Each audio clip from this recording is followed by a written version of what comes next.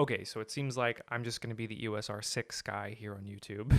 So if you're sick of hearing me talk about this camera, just skip this video. But in all fairness, it's been 5 months since I made a dedicated video about the R6. So it's time for a new one. Hi everybody, for those of you who are new here, my name is Zach. I'm a photographer and arts administrator based in Santa Barbara, California. And here are 5 reasons to buy an EOS R6 in 2022. So before we get into the video, I just want to put out 2 disclaimers. The first is this video assumes you are an individual who is in the market for a professional digital camera. So if you're not, then you probably shouldn't buy the R6 because it just doesn't make sense. But for those of you who are interested, hopefully this video can serve as a resource as you decide where to put your hard-earned cash. The second thing that sort of goes along with that is I am just someone on the internet making videos talking about cameras. I'm biased. So before you put your hard-earned cash down towards an expensive piece of technology, watch somebody else's video, learn from other people about what they think about this camera, because not everybody will have had the same experience with it as me. Not everybody will love it. I know it's not the perfect camera. It's not the camera for everyone. It might not be the camera for you, but it might be. So hopefully this video is helpful. So let's get into it. Number 1 is price. Now, admittedly, it is an investment, this camera. It's about $2,500 US, which is a good chunk of change. But we're assuming that you're in the market for a professional camera. This is going to be an investment for your career.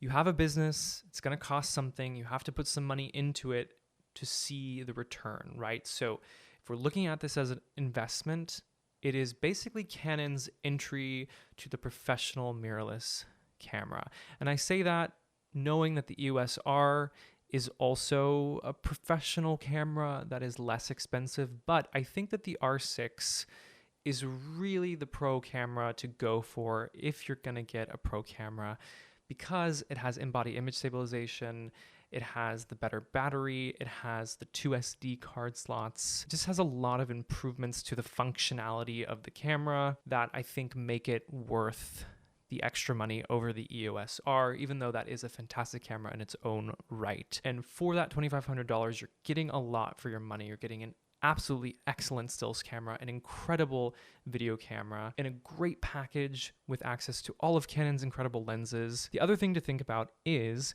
if you are investing in your wedding business and you need 2 camera bodies, this price point is a little bit more manageable. It's more reasonable investment than something like purchasing 2 R5s or 2 R3s, where that investment would just be a lot higher. When you pay the premium for something like the R5 or the R3, you are getting higher megapixels, you're getting more video specs, you're getting more professional features, but nothing that's really necessary to make professional work.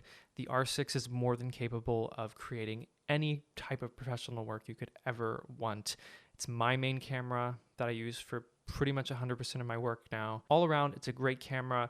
The price point makes it really great for someone who's just getting their first professional camera, or pros who need a second body or a third body, or even a primary body, an upgrade from the DSLR system. It's just all around a good investment, in my opinion.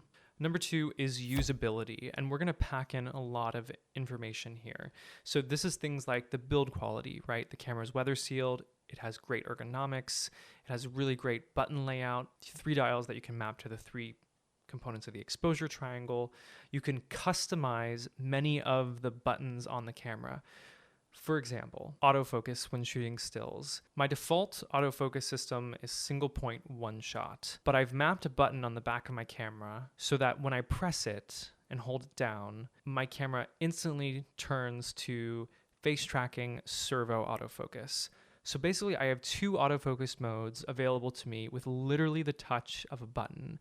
This gives me enormous amounts of control. I don't have to fumble in the menu for different kinds of settings. For the way that I work, this is invaluable and has really changed the game for me. Battery life is really fantastic on this camera, and Canon also sells a battery grip. So for my R6s, I have one grip, and so one camera is the bigger format with the grip, and the other camera is the smaller format without the grip. I find that this is a nice combination if I just want to pick up a camera and go. Don't need the full grip. It's just really easy. But the sort of modularity of that is really nice, that you can have a really compact system if you're shooting with the R6 and a really small RF lens like the Nifty 50. That's pretty much a combination you could literally take with you anywhere, or you can really bulk it up with the battery grip and a professional RF lens like the 70-200 f2.8, which I love very much. And speaking of autofocus, the autofocus is out of this world on this camera system. It really is incredible. The R6 improves the autofocus capabilities of the older EF lenses, and with the RF lenses, it's almost impossible to miss. So there's really a lot that's packed into this little camera that makes it so enjoyable and efficient to use. Number 3 is the sensor. So at the risk of sounding like a broken record, the 20 megapixels of the R6 does not mean it's not a professional camera. Does not mean that it doesn't produce high resolution images. This sensor is capable of creating high resolution, beautiful images, despite the fact that it's only 20 megapixels. Also, if you're in a line of work like wedding photography, you might find that having a camera that shoots 20 megapixels is actually a benefit because the file sizes are more manageable. Therefore, your cards don't fill up as fast. You don't have to, constantly increase your hard drive storage space because you have all these giant files. Shooting with a lower megapixel camera offers the benefit of having smaller files to work with, and that can honestly be a huge reason to go for something like the R6 over the R5 if you really don't need that high resolution sensor. And aside from that, the look of the images is just outstanding. Number 4 is the hybrid functionality.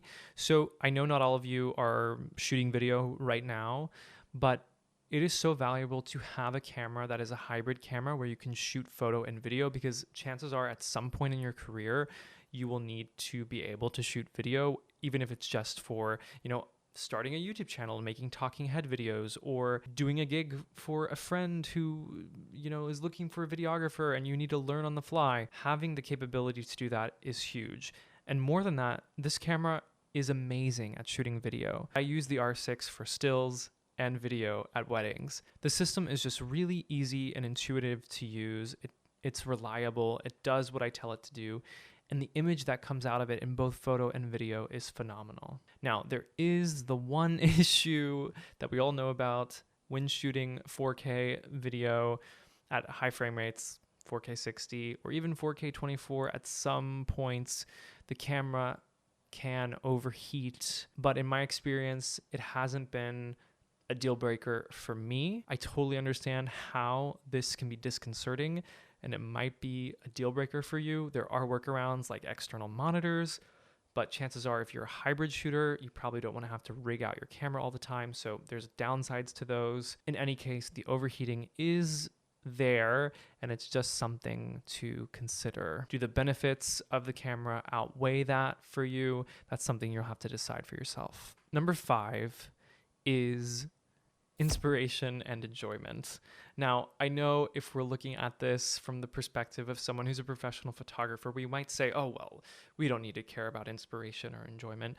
But I have to tell you that this camera system actually makes me enjoy what I do that much more, just because I love using it. The hybrid functionality of the camera has also shifted my focus from strictly still photography when I'm documenting my life or everyday or trips. Now when I go out on a trip, or if I'm with my family, I bring the R6 along for its video capabilities, because it's shifted my perspective from strictly stills to now stills and video.